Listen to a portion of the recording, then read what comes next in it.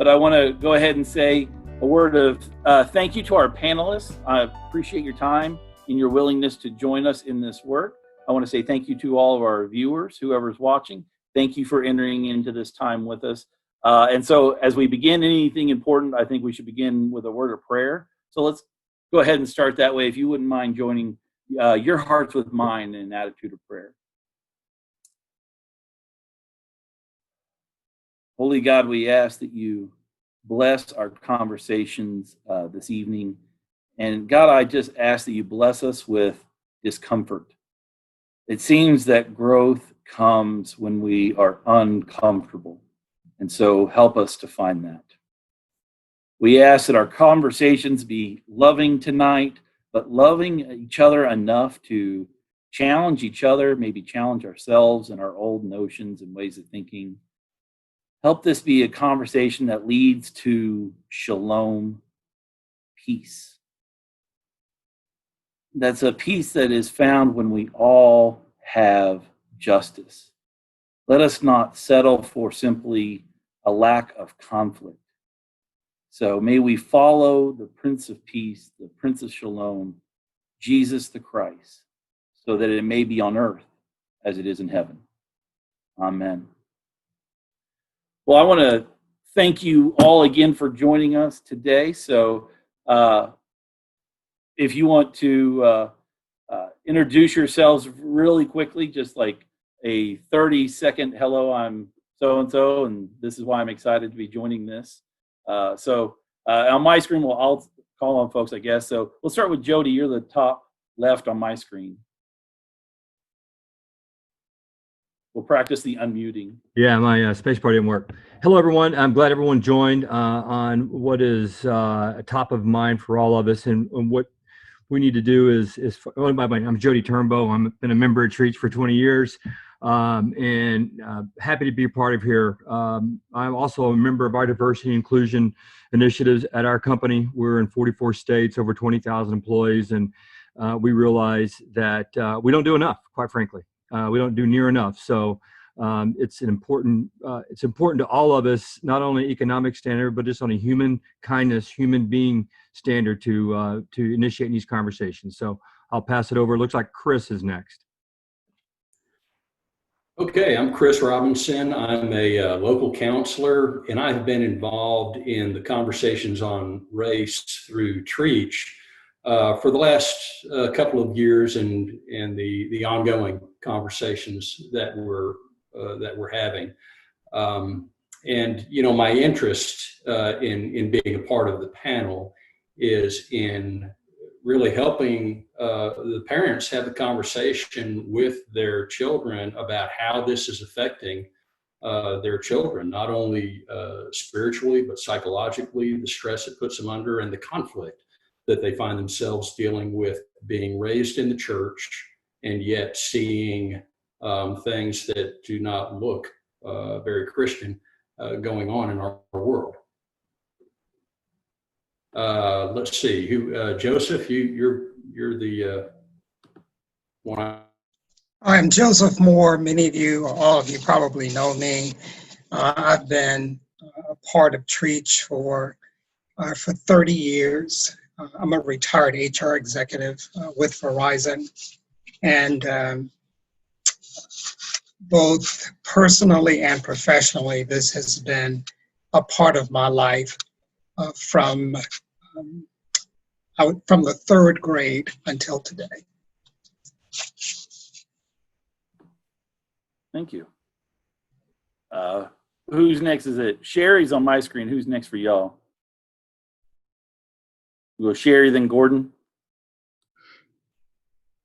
Okay, I'll go next.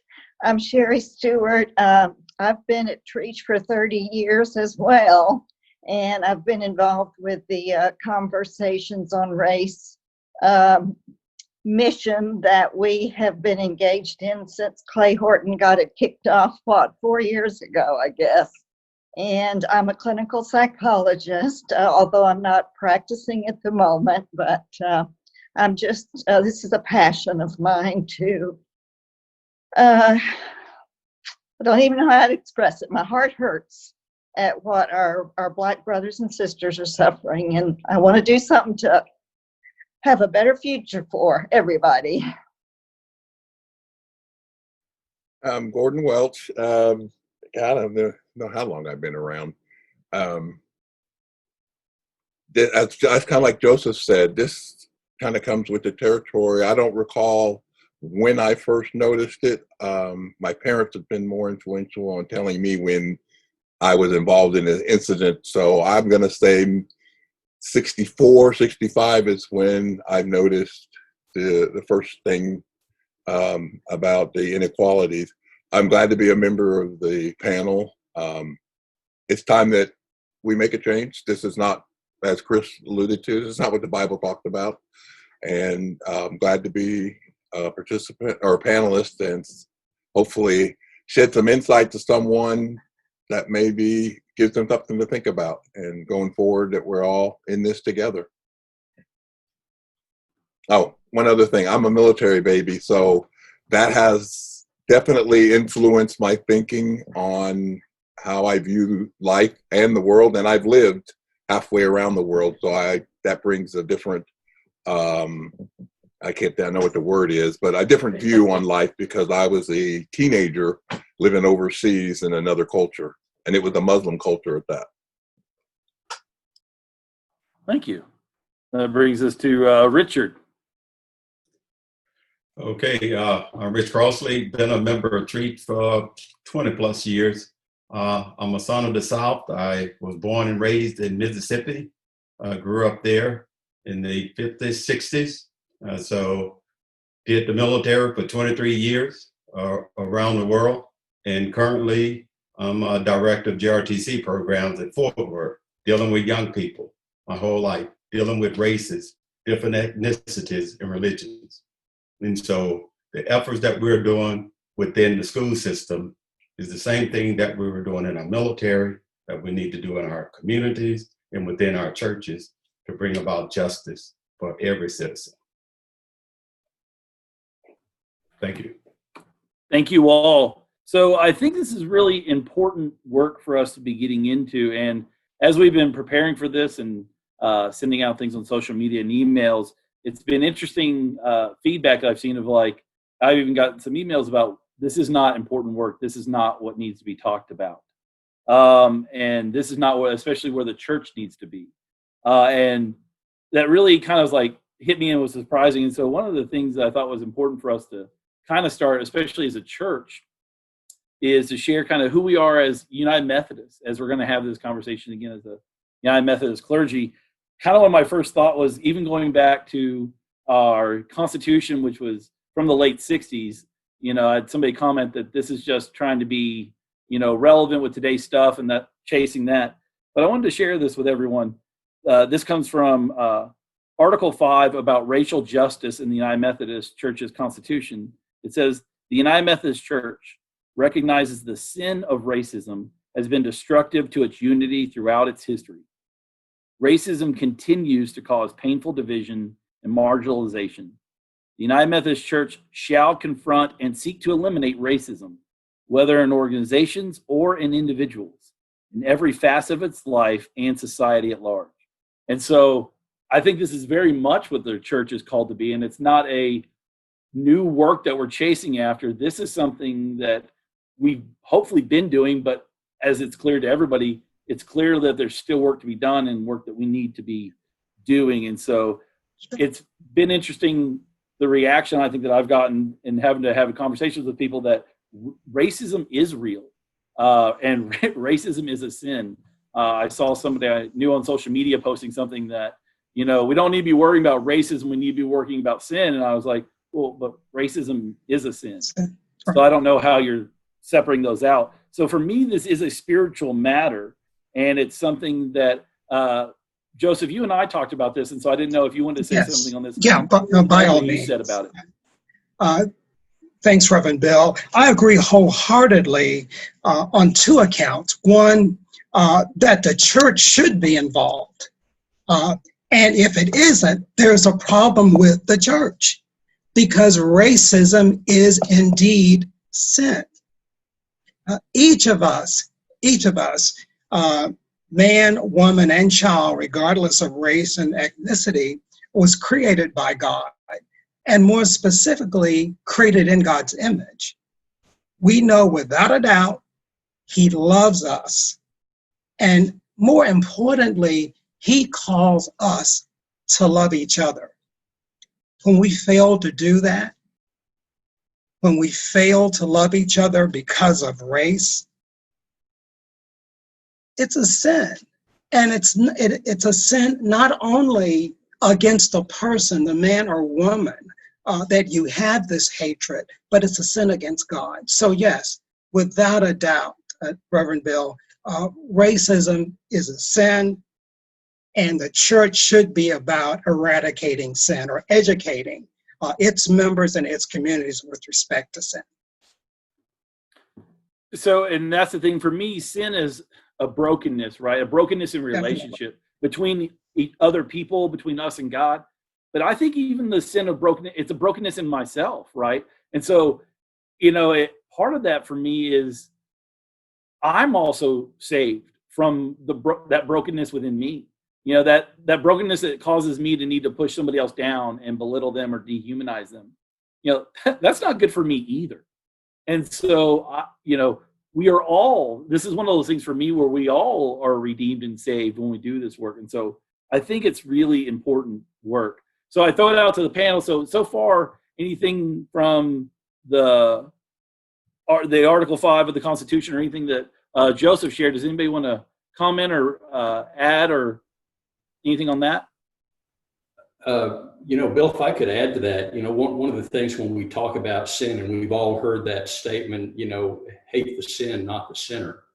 And so I think it's really important that as Christians, we act like Christians, that we be loving, that we be gracious, yet we be resolved about what is right and what is wrong, and that we don't return hate with hate. Because when we see things that are being posted in social media, it is really easy to get into a very ugly posting war with people. So I think that as we check the direction that we're moving in, and as we check our own behaviors, we've really always got to focus on being loving and gracious towards other people, because if we don't, all we're doing is perpetuating hate, and we're not moving the needle at all.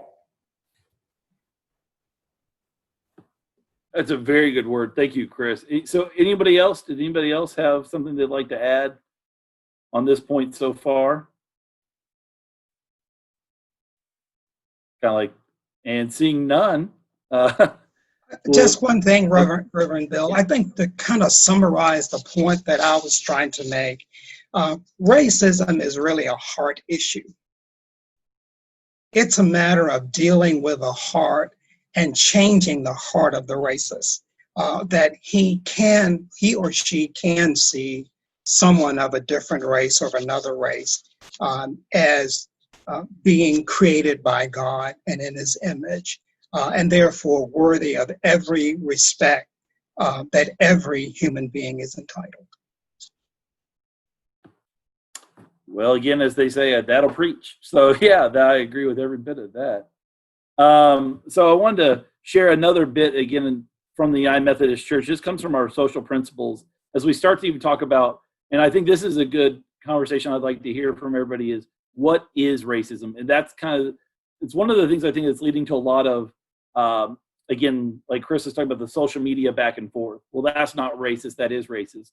And so I'd like to hear from everybody, but this is what the United Methodist Church says, so I want to share that. The United Methodist Church says, racism is the combination of power to dominate by one race over other races, and a value system that assumes that the dominant race is innately superior to others. Racism includes both personal and institutional racism. Personal racism is manifested through the individual's expressions, attitudes, and/or behaviors that accept the assumptions of a racist value system and that maintain the benefits of this system. Institutional racism is the establishment of social pattern that supports implicitly or explicitly the racist value system. And so sometimes I end up calling that systemic racism. And so Chris and I had talked a little bit about this, and so I was going to see if you want to speak a little bit about that, and then we can see what the rest of the panel has to say. Kind of that needing to make sure that we're getting into the conversation of what is systemic racism. Yeah, because as I read through these statements from the Book of Discipline, I read them as a white man, right? And I look at them and I go through and I kind of gloss over them and I say, I agree with all of that 100%, that racism is wrong. And I was very comfortable with the way it was written, which immediately concerned me, that I was comfortable all of a sudden with what I just read about racism. And I think that I was comfortable with the way I was reading it because it doesn't point to me. It points to systems, institutions, organizations, individuals. And, we think about, guys in white hoods riding horses and burning crosses and people who are using the N-word and all those kinds of things that are abhorrent to us. And then I started thinking about what is racism really in this day and age. What is it that we're seeing? And I started thinking more about systemic racism. And when we talk about systemic racism, we're talking about everything from education to healthcare to vocational opportunities to law enforcement to our justice system to even today to voting rights when we think about it truly. And I thought, wow, I'm really uncomfortable with what I'm seeing because the deck is stacked, if you will, when we look at our system. The deck is stacked towards whites. And that's where we start the conversation about white privilege, which is a terminology that is really anger-provoking for some people. It is really confusing to others. But when we look at what this Book of Discipline is really saying about systemic racism, we have to recognize, me in particular, as a white Christian male, that I'm a beneficiary of the system. And I support our system. I enjoy the benefits of it. I have not been one who has participated in changing that system because it hasn't negatively affected me. And so I'm allowing systemic racism to continue. And by doing so, guess what I become? Racist. And that's really, really hard to look in the mirror and say, but if I'm not doing anything to change it, then I am part of the problem. Yeah, Chris, I think I agree with you. Racism, definition, discrimination, prejudice, but I think what we see more today as it relates to our Christian walk is the marginalization that's just everywhere we go is what I witness as I try to, confront my unconscious bias and really understand what that is and really try to dig in there, just like my Christian journey. I seek for a relationship with my Savior. I also have to seek a relationship with other Christians and what is the real Christian manner I should be conducting myself. And sometimes, not sometimes, for a long time, those did have those white blinders on it. Completely naive to the advantages I had. I mean, I took a lot of pride early on in my career talking about, growing up very poor and how I had to do all this stuff myself. But when I get to those, in my career, I've seen how there's probably been a hand helping me along that's not extended to everyone. And some of it is because of racism. Some of it's because uncomfortable. They don't know how to deal with anyone that looks different for themselves. I know that's in my extended family where I grew up. That's part of the issue is, they're not comfortable around anyone that doesn't look like them. And they're Christians and they're loving and all those things that to Chris's point, we can read in the Book of Discipline and say that's not me. However, in a phase it is. In a sense it is. And if you really want to be part of the greater human society, if you really want to be a part of or help all the people Christ died to save, not just the people who look like me. If you really want to be part of that, you have to stretch yourself. You have to get uncomfortable.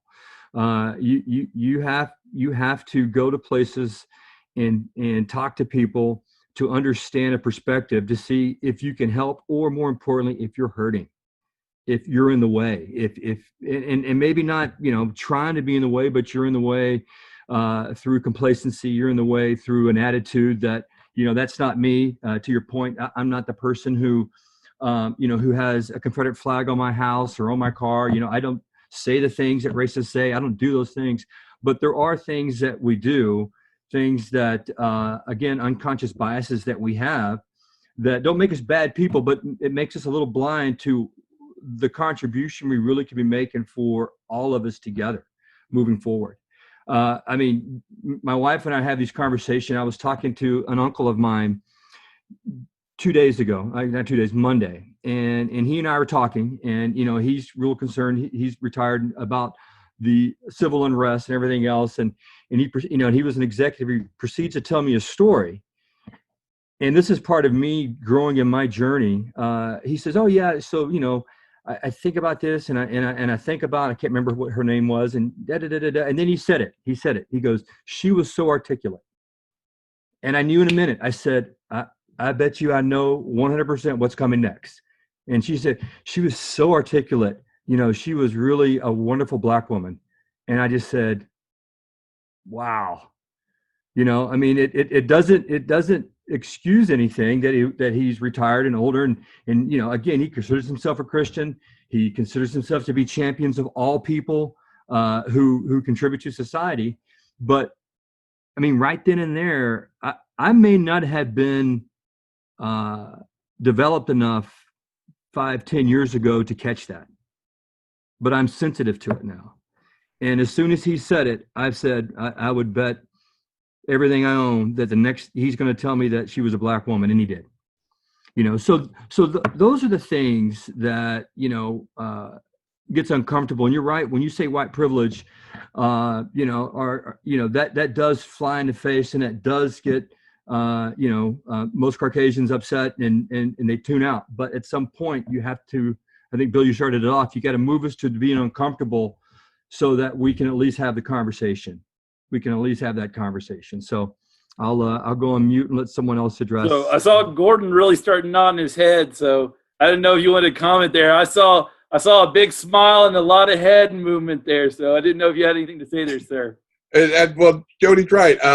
I can't say how many times I've had someone say, you speak well, or you did this, or you did that. And without saying it, the implication behind it is for a Black male, in my case. And you're right. Growing up, we didn't discuss these things. As Chris referenced it, and Jody said, we had blinders on. But from myself, and I think Joseph and Richard will also say it, we felt it, we knew it existed. But back then, you just didn't say as much as you do now. Now, whether or not social media has anything to do with it or not, I don't know. I'm not a fan necessarily of social media. I get on Facebook every blue moon or so. But because it's too easy to get caught into that war and you get dragged down, instead I would like to keep trying to lift up. And there is definitely in my life, I've seen the white privilege, and I've been privileged, but not from a white or black privilege. Mine's an athletic privilege. And I went to SMU because I could play basketball. There's no doubt. That's why I went to SMU. I think I did well when I got there. I did get out. I got out in 4 years even.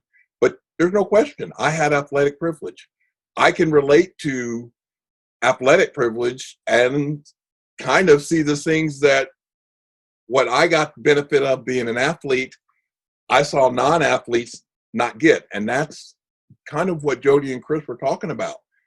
You would go into a building or a restaurant or whatever, and don't get SMU in trouble, but if I was recognized, I might have my meal comped.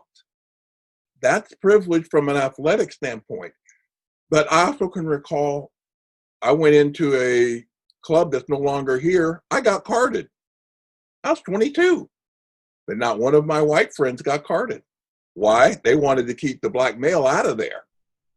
They end up losing a lawsuit over that. But that's the kind of things that people don't understand. That stuff happens. Now, Rita, and I think most of the people know who Rita is, we were coming back from a family reunion in Bosque County, which is west of Hillsborough. I got pulled over. That sheriff lit into me, but at the end, and for those who don't know, I wear hearing aids. I could hardly hear him. It was very windy. He walked around to the car and asked Rita, was she okay? Was I bothering her? And like the license plates, back then we had vanity plates. It said RKW. My last name is Welch. Her last name's Welch. But those are the kind of things that people don't understand that we go through. And I'm bringing this up only because I remember a skit by Richard Pryor, and he had some outlandish stuff. But one of the things he said, keep it clean, Gordon. You get pulled over and all your joy is gone. And he said, so now what do? You go home and you're angry and you're frustrated. And he wasn't even talking about driving while black back then. But when you look back, that's what it was. I'm driving while black. And that's hard to deal with. And I'm not saying Chris and Jody don't understand it, or you, Bill, but when you get pulled over and you're supposed to be going out, your whole mood has changed. It's not fun anymore. So you go home. And that was all I'm going to say about Richard Pryor. I'm not going to say anything else about Richard Pryor. I had that conversation with somebody on social media about that. It's like, again, with policing and things, like in my younger years, a bit of a hoodlum. And so I was like, I got harassed by the cops, but it was like earned. Like when they hassled me, it was due. And, who I chose to be with and things like that. It wasn't, just because I was me and I was out, and it's a whole different scenario when you're like, I'm just me, and now I'm being, harassed, so it's a whole different thing. Did anybody else want to add a little on that? Yeah. I'd like to add one thing to the definition of racism as written by Ta-Nehisi Coates. And I think, Sherry, you were in that book study that we did a couple of years ago. And I think that this will encapsulate what it is that racism is. I'll just read it here. It says, Americans believe in the reality of race as a defined, indubitable feature of the natural world. Racism, the need to ascribe bone-deep features to people and then humiliate, reduce, and destroy them, inevitably follows from this inalterable condition. In this way, racism is rendered as the innocent daughter of Mother Nature, and one is left to deplore the middle passage or the trail of tears, the way one deplores an earthquake, a tornado, or any other phenomenon that can be cast as beyond the handiwork of men. But race is the child of racism, not the father. And the process of naming the people, and that's in quotes, has never been a matter of genealogy and physiology, so much as one of hierarchy. Differences in hue and hair is old. but the belief in the preeminence of hue and hair, the notion that these factors can correctly organize a society and that they signify deeper attributes, which are, correction there, these factors can correctly organize a society and that they signify deeper attributes, which are indelible. This is the new idea at the heart of these new people who have been brought up hopelessly, tragically, deceitfully to believe that they are white. And you can agree or disagree with Ta-Nehisi Coates, but what he's saying is it is what has been ascribed as one color, and we benefit on one hand, and then the other are negated as relevant or as equal because of the hue or their hair or features. And that is something that's worldwide. So that was a good book study there. So I brought that out just to share that it has race in our society, in our culture. And it permeates every bit of it, from our government, our military, our churches, our schools, our communities. Okay. Let's, if I can just tag on there, because there's a couple of things, is that, you know, what that does is it identifies racism as a social construct. That's what it is. We've created it. And it ties to what our expectations are of a race. It ties to what the white expectation is of Black people. And Gordon, you touched on something that really struck me when you talked about athletic privilege at SMU, because that's really a double-edged sword. Because what I can tell you, and I'm not proud of this at all, is that when I was walking around Texas A&M and I saw a big, tall Black guy, my immediate thought was, he must be a basketball player or a football player. And that's embarrassing to say, because it discredits everything else about that individual. And the assumption may be totally wrong. You know, it could be that that person was there on a Rhodes Scholarship. Well, maybe not at Texas A&M, but the point is that we devalue people. And although you were looking at something from a perspective of athletic privilege, and yes, I did benefit that, I can guarantee you that there were people looking through a different lens at you saying, here's what this guy's capable of doing, playing basketball. So Sherry, I think you were raising your hand. Yes, I just kind of wanted to add on, similar to what Chris was saying about race. I think the differentiation of the human race into three races probably happened centuries ago, and probably by white people who had to have some distinction that they could see themselves as a superior race.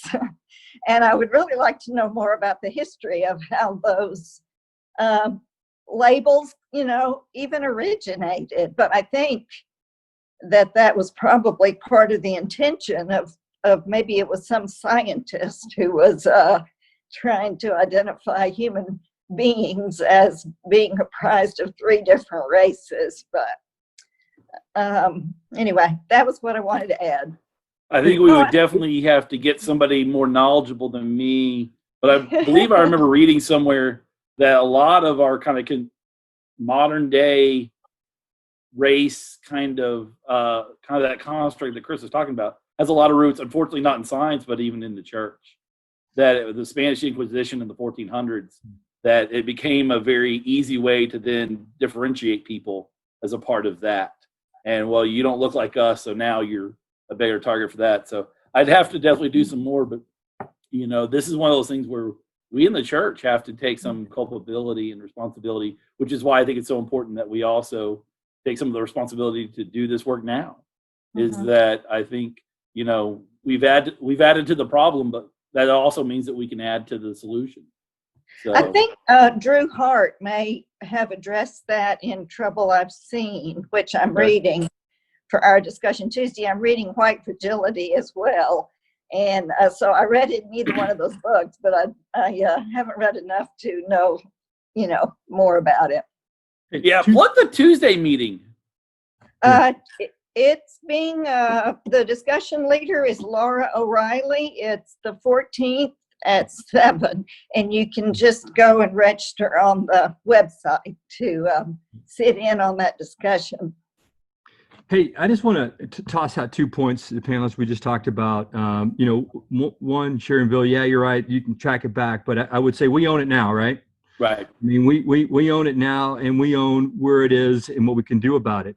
And, as I was sitting there listening to Rich, read the definition of racism, it struck me that definition wasn't like what I bet at least 4 of us had to do is look it up in the dictionary to really understand it. That was out of experience. I mean, that definition came from, this is what it feels like every time I step outside my front door and everything I do. To me, Rich, that just struck me, because I was part of that book study too. But until, I was looking at racism, as a definition, and then I heard, your definition of it that Coach mentioned, that articulated so well. I'm like, wow, that definition, that right there just tells you the difference, right? That right there just explains, how far we have to go to really come alongside each other and work together, for all of us together, for the good of humanity, for the good of all, for all of Christian, non-Christian, whatever it may be. Just the fact that some of us have to look up racism to really understand the good definition of it, and others can tell you right out of their everyday experience when they walk out their front door. I mean, I just think that cut right to the core of the conversation. I really did. It just struck me that way. Yeah, I read my definition. Yeah, no, that was a really good observation, Jody. Anyone else? But also, Jody, that material you sent out, there was a great definition in that. That is a good article that you provided. I'm going to use that in some of the stuff that I do in Fort Worth ISD. It's good. Thanks for sharing. Yep. When we post this, maybe I can link that article so they can catch the reference there. I'll try to link that up. So hopefully there's a link. Reverend Bill, before we move on, I want to comment on something that Chris said early in his conversation. And I really appreciate your saying it, because I do believe it's true. The definition, and usually when we see the word systemic racism, it points to something that's larger than us, but it really starts on the individual level. So I like the fact that you highlighted that we need to look at it as individuals. It may be the system, but it's a group of individuals that make up that system. And I think that's where the change will occur at the individual level. My office has the desire to shut off if I don't move very much, so I have to keep waiting. I wonder what's going on there. The light turns off automatically, so I'm like, no, I'm still here. So, anyone else anybody else like to say anything on that piece? I like that. Thank you for sharing, Chris, kind of that admitting your own shortcoming. That was one of the things. So we're starting to talk about parents talking with their children about these things. And so I'm hoping that we bring that forward. And that's one of the things I think is important as I started to have the conversation with my kids about this stuff. So because this was coming up, I was like, I need to have my own conversation. And so I did it where I think is a really good place to do it, in the car. I think that's a great place to do any uncomfortable conversation. And so we were on the car going somewhere.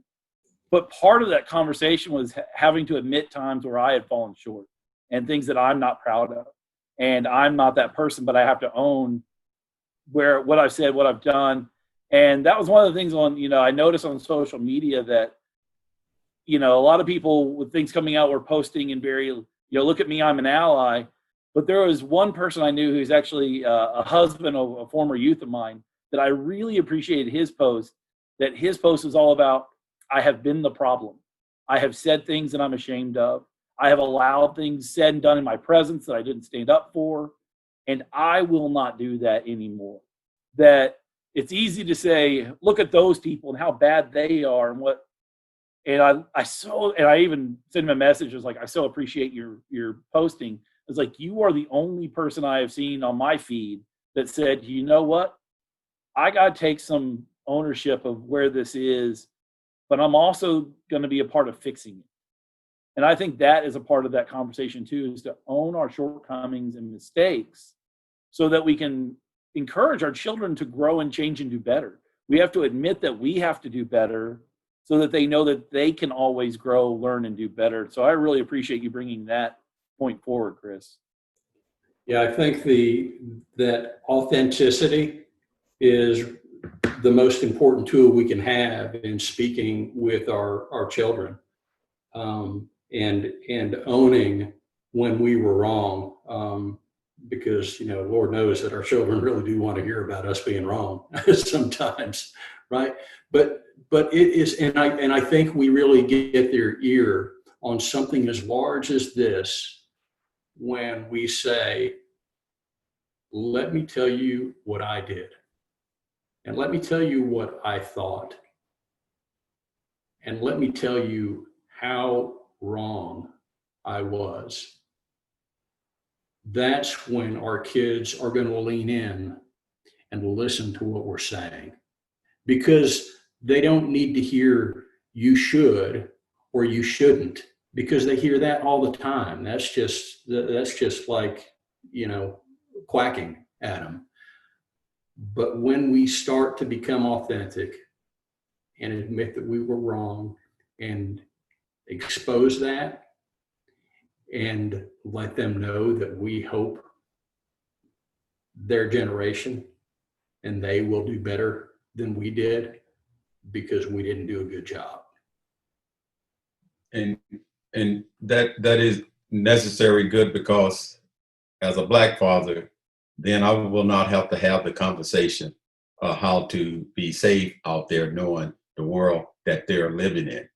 And so I agree wholeheartedly that you have to tell them, your kids, as when you were wrong, your perception was inaccurate, so that my grandkids, talking to them, it'll be a different story.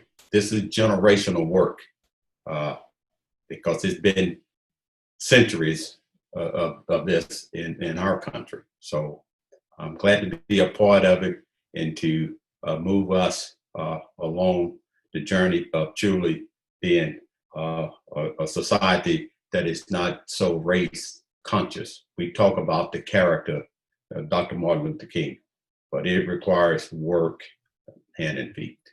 And this is challenging work, but for this panel, I'm excited to be a part of it. So thanks, Chris.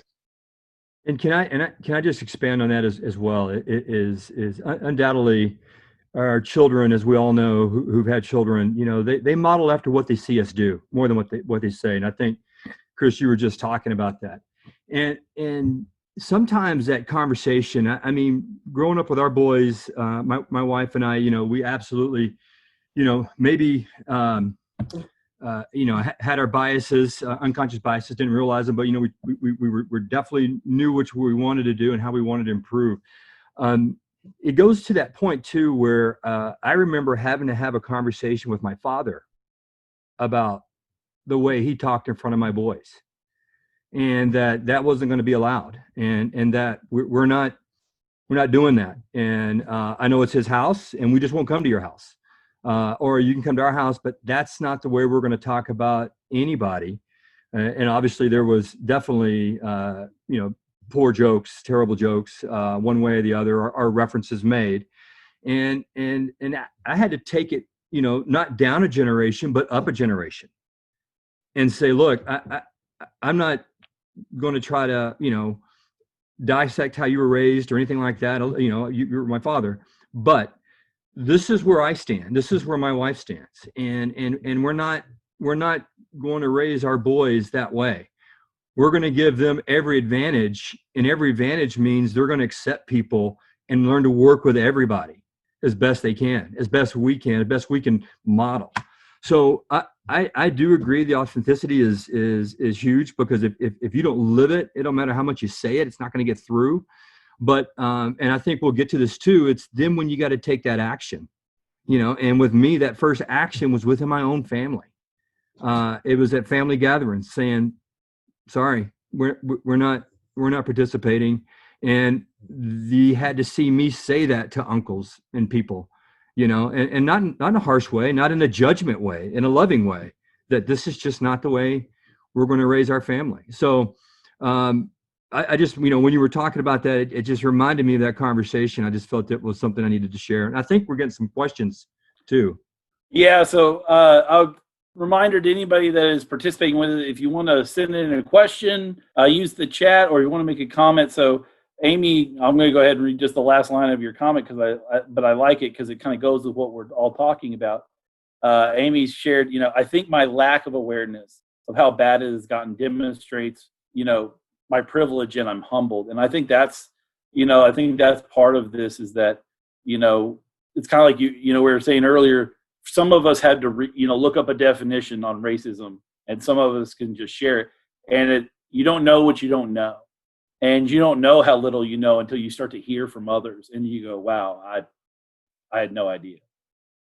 So I so appreciate everyone sharing and adding their perspectives to this. And Reverend Bill, I agreed with all the parents who've spoken regarding their role in sharing their faith with their children. And I do think you talked about it, Chris, and also I think you talked about it as well, Jody, about authenticity. Kids know. You don't have to scream. They watch to see if your actions follow your words. They perhaps aren't ready to call you on it, but they take note of it. The other thing when it comes to race that I think people should consider, and it's not just whites in America, but blacks as well. What are your children and grandchildren seeing when they see you interact with others? Do they only see you interacting with people who look like you? Do you seek out friendships or relationships with people that don't look like you? And you spoke to Jody to the fact of challenging grandparents. I think it's racial slurs, it's stereotypes, but I also think it's a part of it is educating your children. When grandpa talks like that, a conversation needs to happen with the child after you've talked to grandpa. Or if you see the behavior in a comedy on television, calling it out to your children when the show is over, or the music that they're listening to. Are they using some racial slurs in the music? Let's talk about it. Conversations, I think, with children regarding racism, they need to start early, because I believe with every fiber of my being that the seeds of race relations, good or bad, are sown at a you start sowing them at a very, very early age. I want to talk to, and maybe this isn't appropriate, it may be better for next week's call, but I want to talk to race relations as it pertains to Trietsch when I came there, in this community when I came about 30 years ago, and what I felt God calling me to do, which I think has has without a doubt blessed me, but I think it's perhaps been a blessing to the children in our community as well. Bill, should I talk now or wait until next week when parents are on the line? No, this is the parents one. Oh, this is parents. This Oh, is the okay. parents one. So yeah, so you might want to point Okay. out you teach third grade Sunday school. Is that correct? I teach first and second Okay, grade so- Sunday school. So not And third grade. It grew out of, when I moved here 30 years ago, the black population in Flower Mound was about 1%. When I went to the grocery store, it was the low light of the week for me. And the reason why, and I eventually started going really late at night, like at 9 or 10 o'clock, because what happened, if I went on Saturday morning, I see you smiling, Gordon, I think you know what I'm gonna say. Little kids would follow me around and point. And I go two aisles over thinking I've lost them. And I look around the corner and they've gone and got their little brother or sister and brought them as well to show them the black man on display. And it really, really bothered me to the point that I started shopping late at night so that I didn't have to encounter them. But then I started doing some research to find out, well, what are the chances of these kids actually seeing a black male in their school? And at that time, there was not a single African-American male in the Louisville Independent School District that taught below grade 6. For me, I was an anomaly for those kids. They weren't racist. They just had no interactions with a black man. And that was when, and I was going to Trietsch at the time and not having a great time, race relations there either. But it was at that point that God planted the seed, hit them when they're young. And that's when I decided, I want to do elementary education, elementary Sunday school. And this, if we get to go in the fall or the next time we go, will be my 26th year teaching first and or second grade Sunday school. And, I can tell you story after story, but the one story that is that's most memorable to me is when we were very small, about 500 to 600 members, the church was meeting in what's now the ministry center. And we had 3 services. And we had an extended time before service started to meet and greet. And I can remember one Sunday, and I always, at this point, no one had really welcomed me, so I kind of sat to myself. But during that time period, I would get up and shake people's hands. There was a gentleman who I approached. He looked me in my eye. He looked at my hand. He turned and walked away. And that was the Sunday that I decided, I'm telling Elaine Epps and Bill Jacobs, next Sunday is my last Sunday. And I walked in that Sunday, and a sweet lady by the name of Doris Simmons, Doris died about 2 years ago. Doris met me at the door, and she said, "Come with me. I have a seat for you." And she had a seat between her and her friend, Pat Martin. And they saved me a seat every Sunday. They saved me with this church. And they introduced me to the community. They made sure I get to meet other members of the church. I mean, they did what they should have done as believers and as someone who wanted to embrace diversity in that church. Granted, I was the only one, but that's a start. And let me fast forward now. The reason I talked about that gentleman is I had the pleasure of teaching his granddaughter in second grade Sunday school. And when she arrived at the door, I had the smile on my face and said, ooh, I know God is cracking up right now. And it got to the point that him and his wife, if her parents didn't bring her, they would drop her off. And it was always this really different look. He knew I had not forgotten what had happened.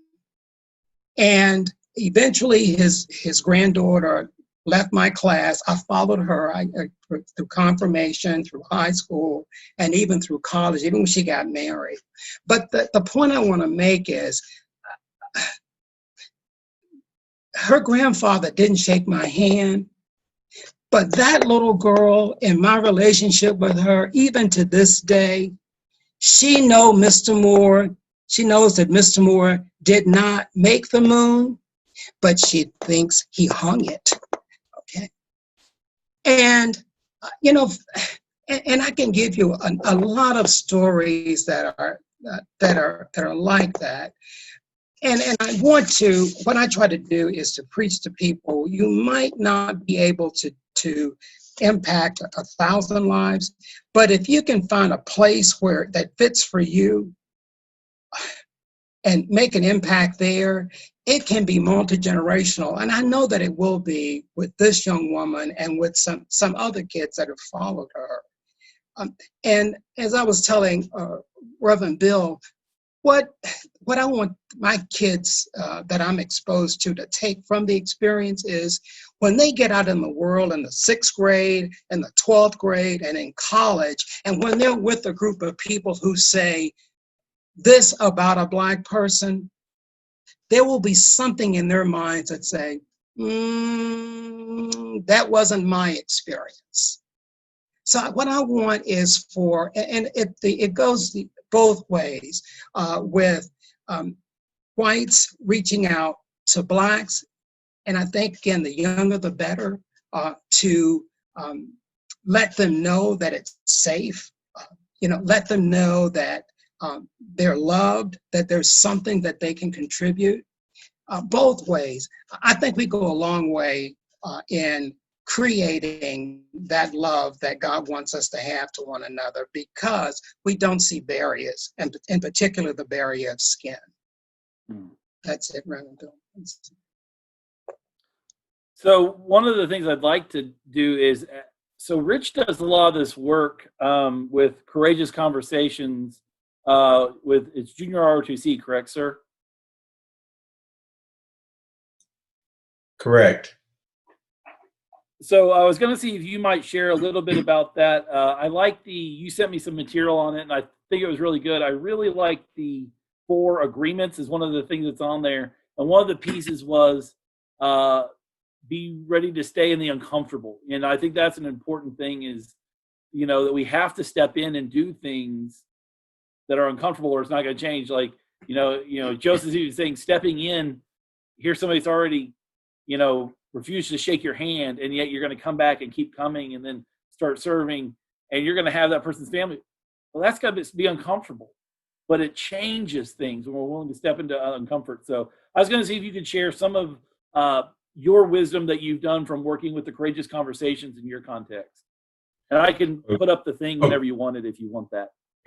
Okay, well, I'll tell you to put that up, but a little background on the Courageous Conversation at Fort Worth ISD started about 4 years ago.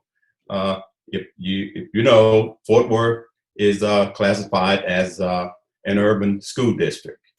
Currently, the student population is 64% Hispanic, about 21%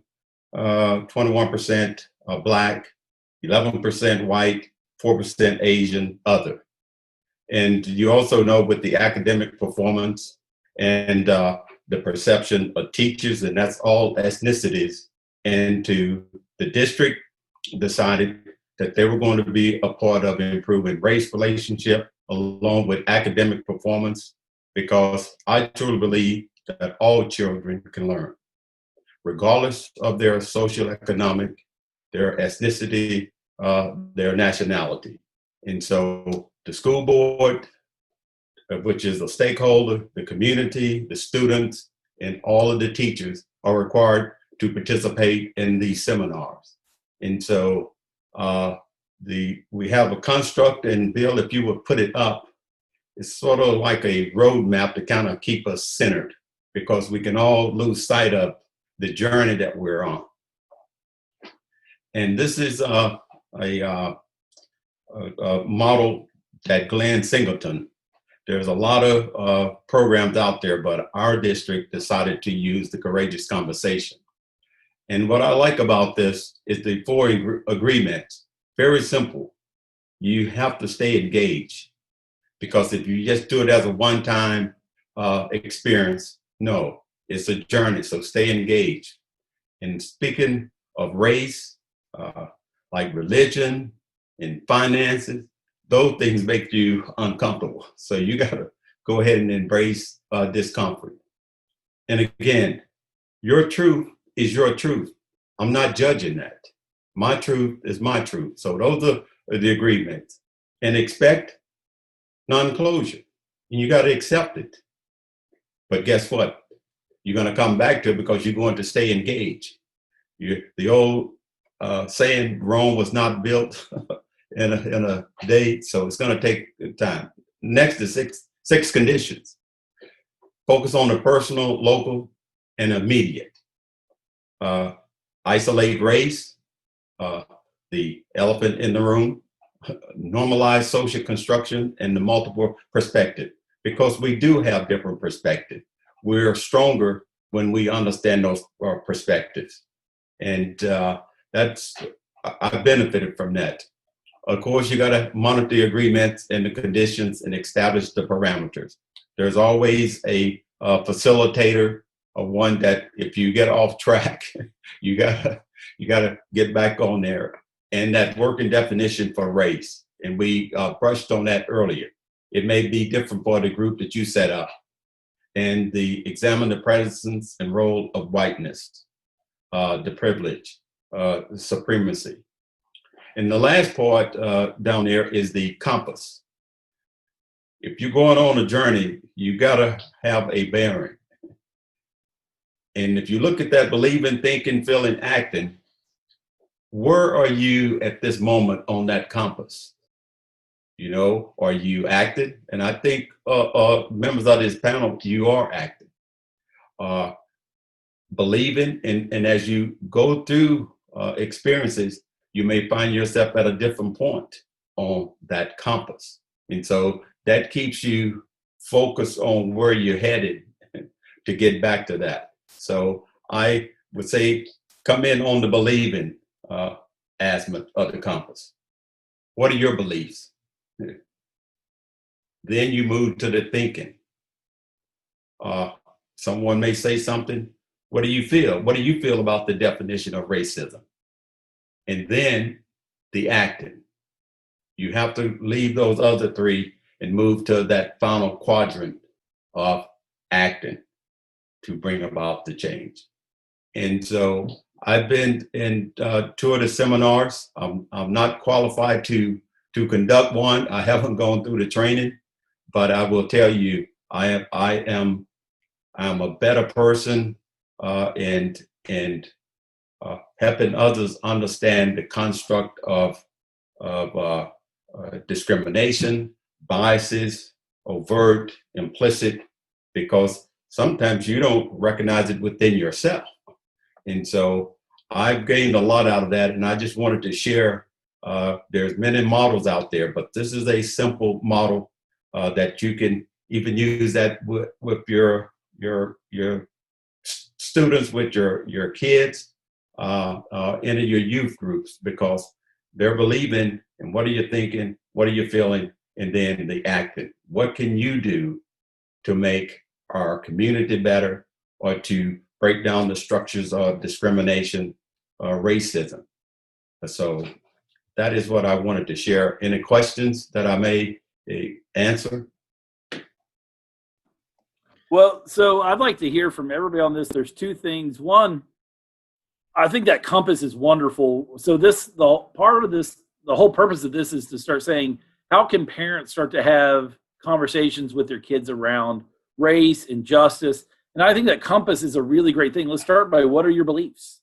All right, let's think about those things. Okay, let's process how we're feeling. And then, I think it gets into well, how are we going to act? And, I'm interested to hear from people, how do we start acting beyond hashtags? I think it's great to say something on social media, but I think it's also important to start pushing people to act beyond that. The other one I really appreciate you sharing is that number 6, examine the presence and role of whiteness. It's kind of that question, do fish know they're in water, right? It's just assumed, right? And so making people stop and think about what is whiteness in that, So I think that's got a lot of great stuff, but I'd love to hear from everybody else and see what questions people have around this for you. Bill, if I can, you and I were talking yesterday about the scriptural aspect of what we're talking about here tonight. And we are given the model in Deuteronomy 6:4, right, where Moses is talking to the Israelites, and he's talking to them about loving God with all your heart and with all your soul and with all your might. And then we come to recognize that that's how people are going to know that we are Christians, if we love others in the same way. And he goes on in Deuteronomy 6, and he says, these words which I'm commanding you today shall be on your heart. You shall teach them diligently to your sons and daughters, shall talk of them when you sit in your house, and when you walk by the way, and when you lie down, and when you rise up. In other words, at all times, we should be having these conversations with our children at the age-appropriate level. I know that my daughter, Stephanie, is having the discussions with my granddaughter, Sarah, and talking about it in terms that Sarah can understand, is that, she was wondering why she was seeing something on the news. And Stephanie simply explained to her that there are people who are being very mean to other people. And Sarah recognized that's not right. We shouldn't do that.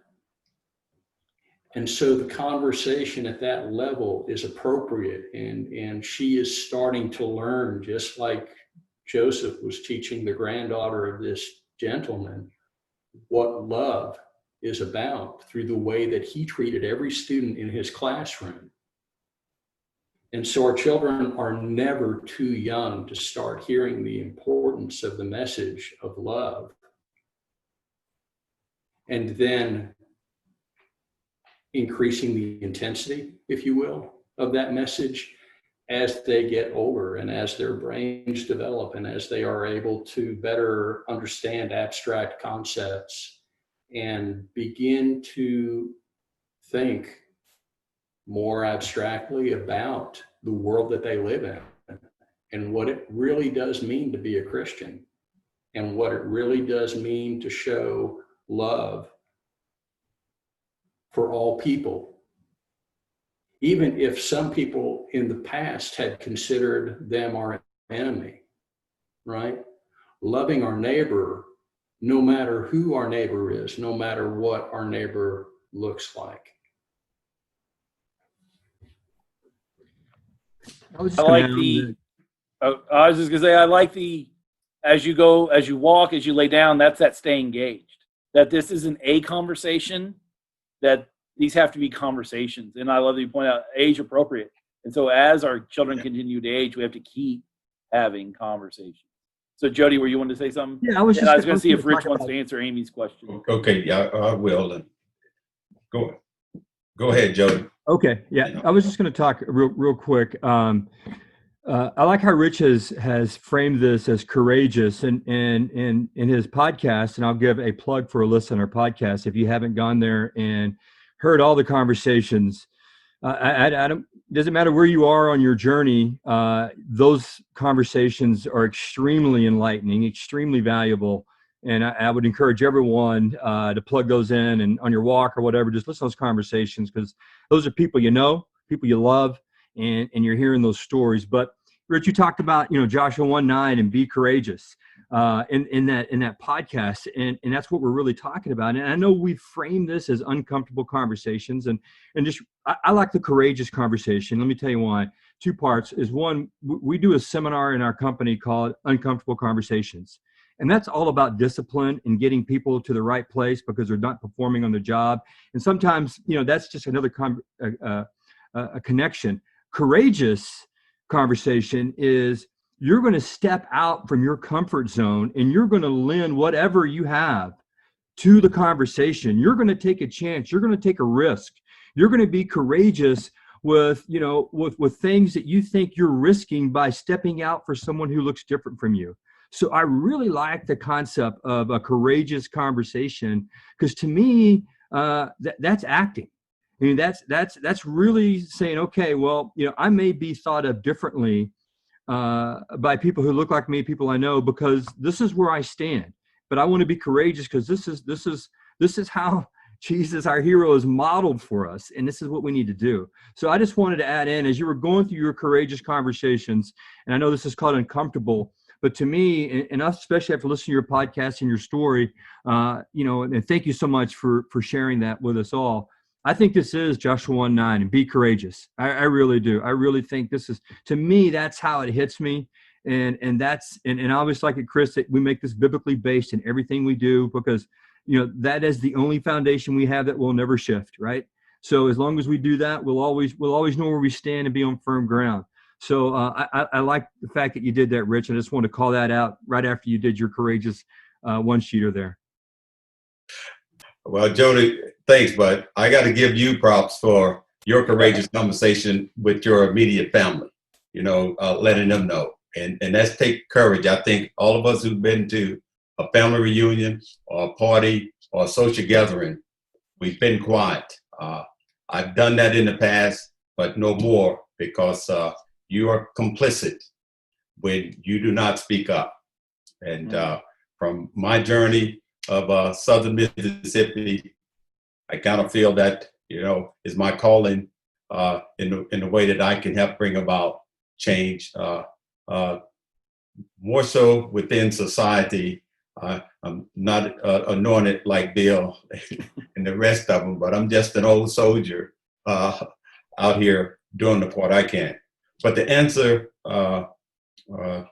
Amy's question about racism in the military, and as I told, racism is everywhere in American society, but is not as prevalent in our military. And that because the military, if you study the history, has been one of the best experiments in our society in how to work together as a team, regardless of one's social, economic, racial, ethnicity, background, throughout history, from being a segregated military to one of the finest militaries there, from platoon all the way up to that you have to work collectively.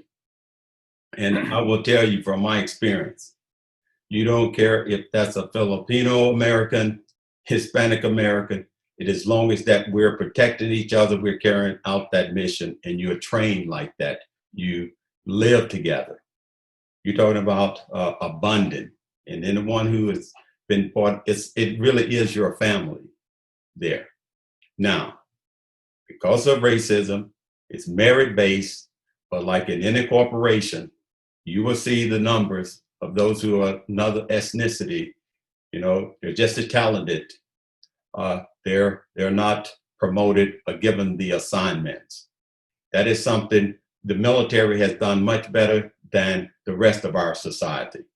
But it's there. It is not as pronounced or prevalent there. I will stand up for the military. It's in social change throughout our history, the military has been there. The problem is our history books do not do the job of telling the story of what minorities or ethnic minorities have done to make this country what it is.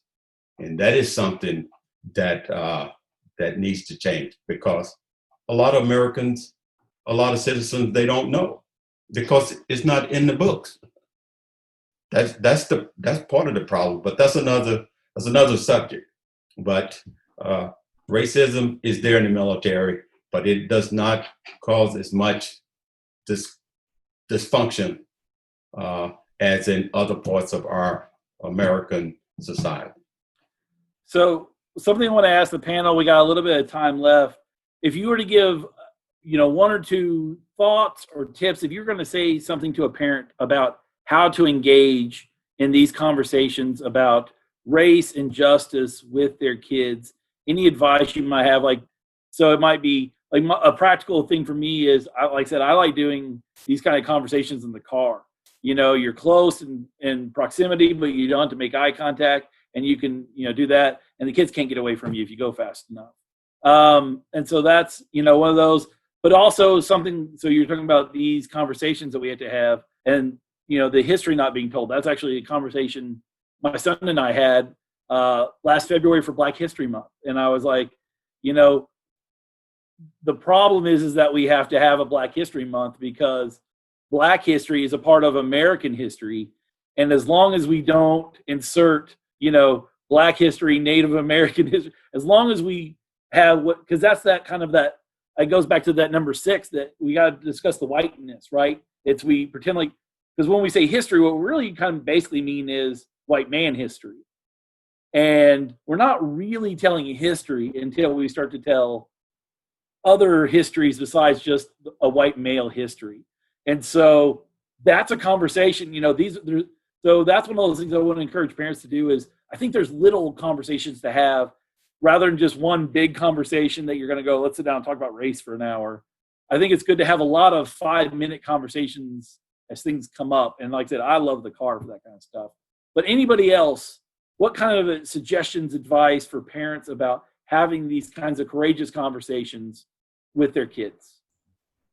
Bill, one of the things that we would do, number one, is having dinner as a family and sitting around the table and talking about, the events of the day. And it was interesting in our house because my daughter Alyssa and I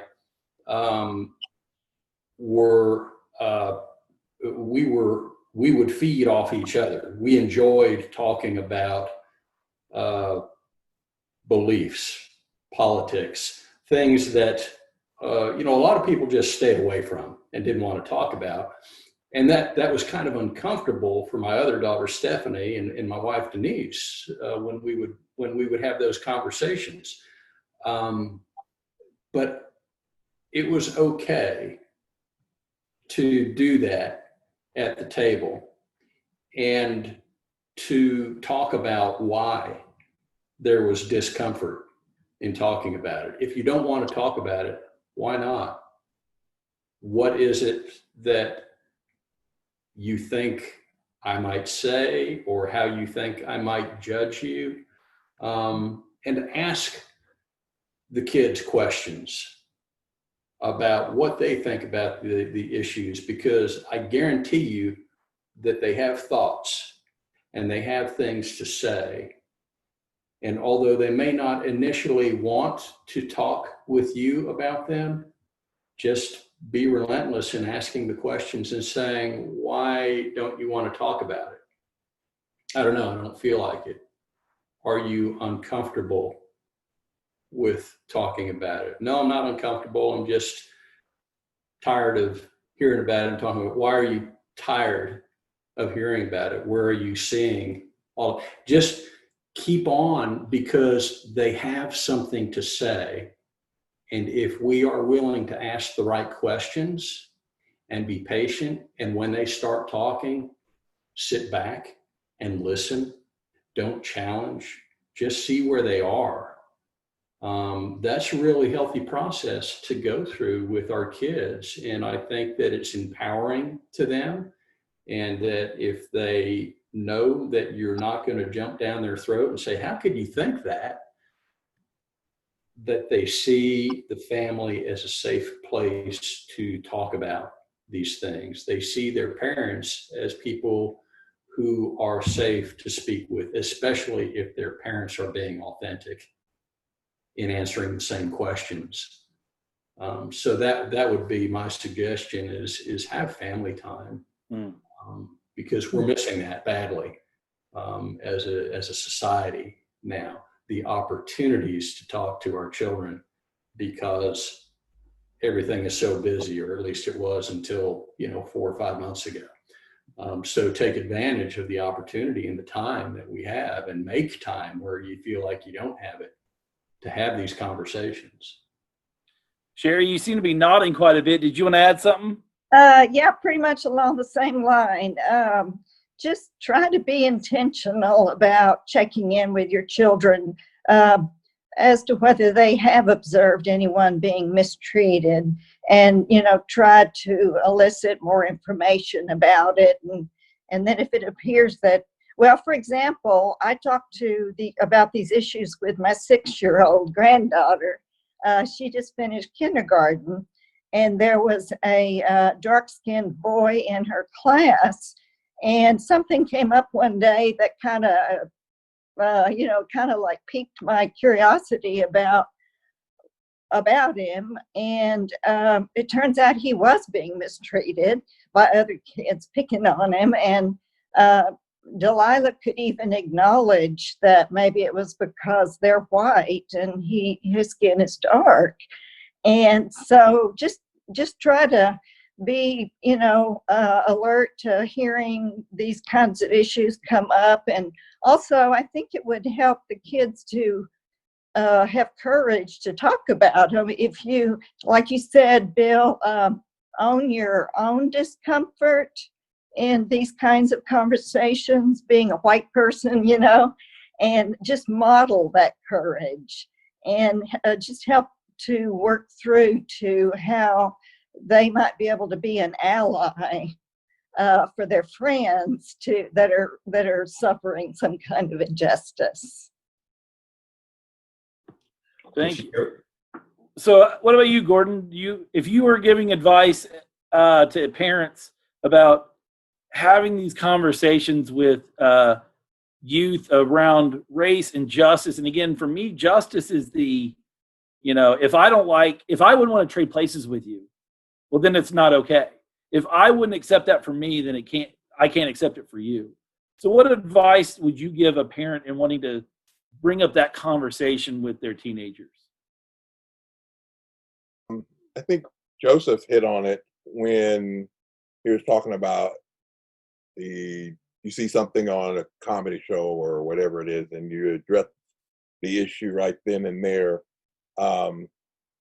It's not as bad as it was in the 60s. The stereotypical Black female in comedy was a big woman. I'm trying to think of the names of the shows, but That's My Mama, Good Time. And if they saw that on a rerun and something would show up, that's when Amy, give me a break. Okay, yeah, that show too. Yeah. You dress it then.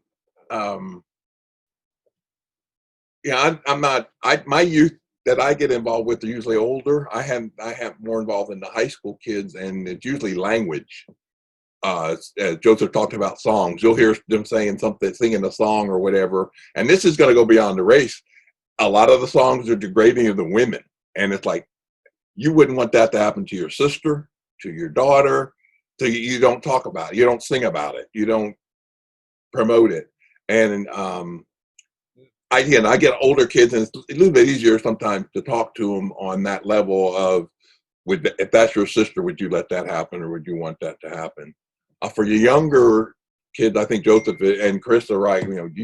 Small conversations, and you address the issue and you move on. I've got little ones now, little grandkids, 6 and 3, and they're biracial. So it'll be interesting to see. Sooner or later, something's going to come up, and we'll find out how my son and my daughter-in-law handled it, and maybe they'll talk to granddad about it. We'll hopefully, we'll see. But my thought on that is, it's all not just black-white issues. It's how we treat women, how we treat our senior citizens. I mean, we've got to go across the board for everything. And just, I'm big on the what would Jesus do kind of thing. If you treat me like you want to be treated. I know it's the golden rule, but we've gotten so far away from that. I referee. And in fact, I think Chris has even seen me referee. My mom will not, when I was refereeing a lot, my mom refused to come to watch me referee because of what people would say about me in the stands. And so if you, I mean, we're laughing about it, but it's true. My mom did not want to hear what people were saying about our son. Well, we can't talk like that. I mean, it's just a game in the situation of the athletic event, but we take things way too seriously sometimes. And we need to focus on treating each other the way we want to be treated. That's my big thing. I try not to take things too serious as I used to, but also take I don't blow things off that I used to. And the number 6 thing, that whiteness thing, I'm more conscious of it. Whether it's because of George Floyd or BLM or whatever, but I believe that, yes, all lives do matter. I'm not going to dispute that. But Black lives, Hispanic lives, they've got to matter in this just as much as all the lives. And I think Jody was talking about that. We've got to bring that forward before we can move forward. Yeah, I agree with you. It's the Black and brown lives matter because all lives matter. It's not, I disagree, no one disagrees that all lives matter. It's because all lives matter that we have to be stressing right now. So I appreciate, and I love that. Yeah, the golden rule, but man, it's golden for a reason. So it's easy, we're like, well, it's the gold. Yeah, there's a reason it's the golden rule. So thank you so much, Gordon. Anybody else? What would you say to parents? Go ahead. I think the problem with the, we bring up the Black Lives Matter and the All Lives Matter, that's such a hot spot right now. The thing is that and I'll just say it, and at the risk of making people angry, but I think that's what we need to be doing these days, is that those who are stuck and refuse to acknowledge the hashtag Black Lives Matter and say, no, all lives matter, are the same ones who are failing to identify and become educated on systemic racism. They won't acknowledge that injustice has been done and that injustice needs to be corrected. And the injustice that needs to be corrected is not for all people. The injustice that needs to be corrected is the injustice that has occurred against Black people. And so the All Lives Matter is quite frankly a cop-out. Thanks, Chris. Yeah, it is definitely a cop-out. And you're right on time, Chris, with that, because it is you can't say Black Lives Matter at the expense. No, we're not saying that. It's just that for 400 plus years, I wish I could remember the way I wrote it, but basically I said, my ancestors have not mattered. I haven't faced that. And as I said earlier, I was a brat. And for those who are, my dad's military, so I lived around halfway around the world. So I didn't quite see it as growing up. I never saw it until we got off base. And Richard talked about that. When we lived on base, you didn't know it. When we lived in the community, that's when I first experienced it. But putting the head in this, I can't tell you that my life matters. I had to post, and I said I'm not on Facebook much, but my last Facebook post was, am I human? That's the only question I had. That was just my question. There's so many things are being said that make just people that are saying I'm not human. If I can do these things to you, then you don't see me as a human. And again, I'm back to the golden rule. I'll stop. No, I'm big on the golden rule. Well, again, we talked about it. We started at the beginning of what is, the sin, denying one's humanity. You're denying the image of God in somebody. that's that's the core of what a sin is. And so, I think you're right on point. So, Rich, Joseph, Jody, anything you guys like to add? I have one last thing that I think parents can use to start a conversation with their youth, with their children, and depending on the age. And I do this with ninth graders and students in class, and I ask the one question: what problem do you want to solve? And our young people are very attentive, whether they're getting things off Facebook, listening to their friends. But when you ask that question, you can start the conversation. It could be, gun violence. It could be poverty. It could be immigration. It could be, and then you can have that conversation on a personal level about these are my beliefs. And what I did with my kids, they're adults now, and my son had the benefit of garden.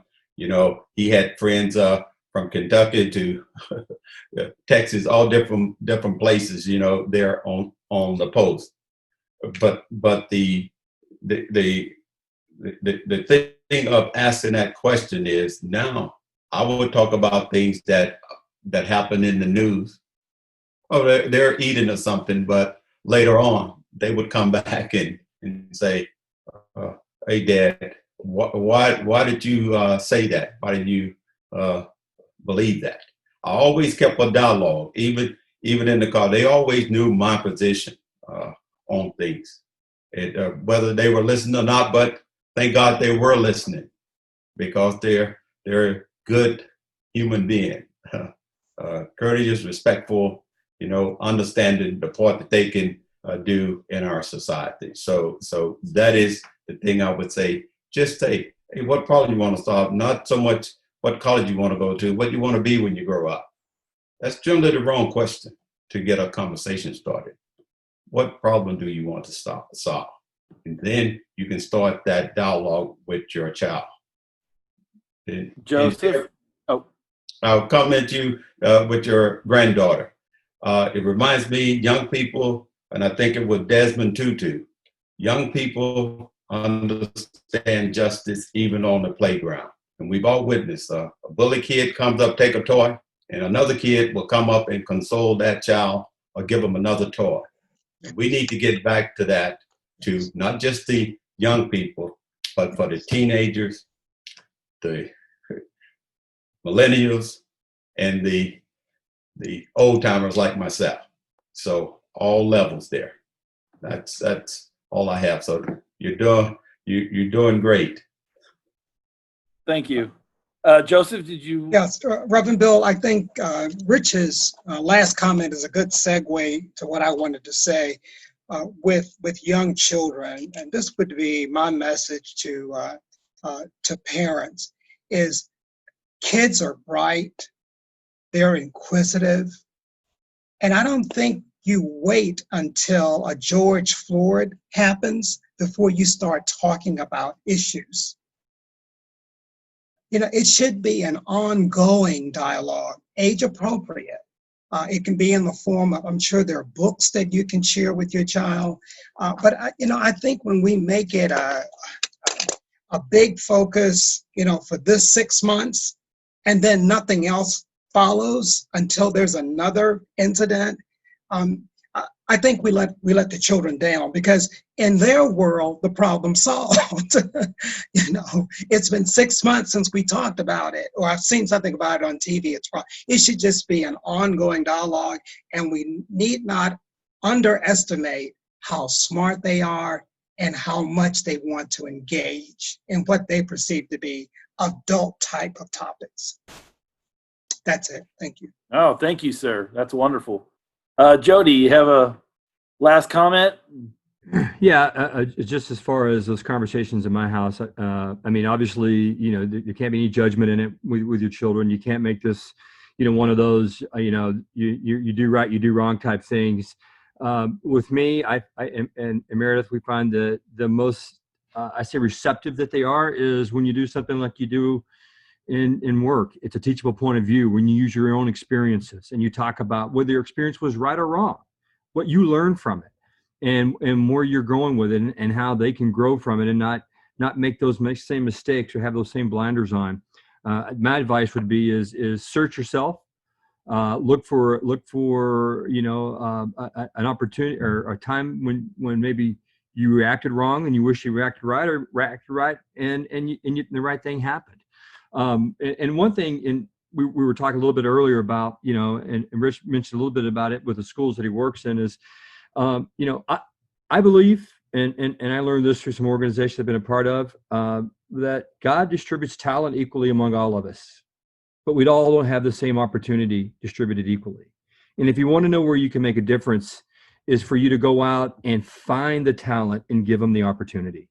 Because that's really where I think the breakdown is. His ability and talent is spread equally among everyone, black, white, male, female, young, old. It is, but not the opportunity. And if you have a position where you can go and provide opportunity, guide opportunity, mentor opportunity, encourage opportunity, that's what you should be doing, because it's out there right in front of all of us, and it looks like us, looks different from us, and everything else. And I think hearing that for the first time for me really opened my eyes even further to what the potential of a society engaged in the betterment of mankind, humankind, universally could look like. I just thought that was a great way to put it. Thank you all so much. I want to thank our panel again. Thank you.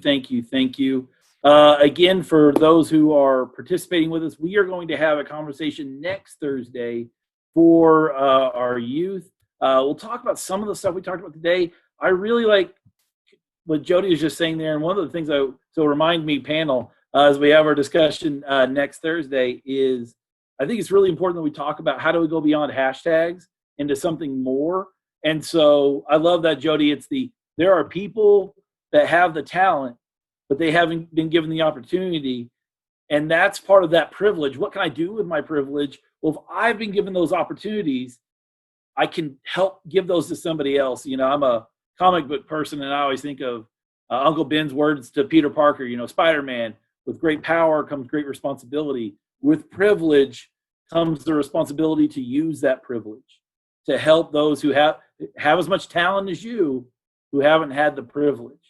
You can help be a part of that vehicle. And so I think that'll need to be hopefully a part of our discussion with the youth next Thursday. So again, thank you for joining us, for watching this with us.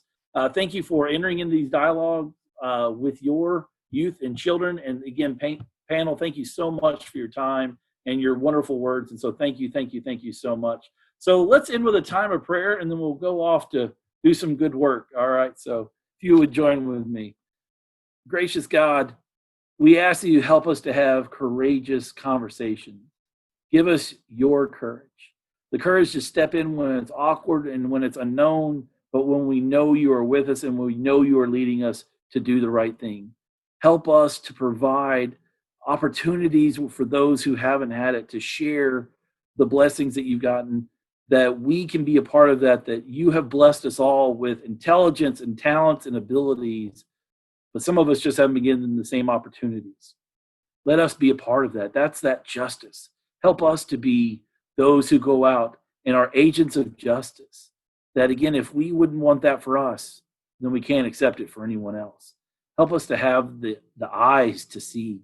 Sometimes we don't see these things. Again, it's so easy to miss the whiteness that is always there, and we just let it go past. Help us to see. Help us to know better. Help us to do better. Lead us and guide us in all that we do. Amen. Thank you again, panel. Thank you so much. Thank you for joining us, participants. God bless. Have a good night.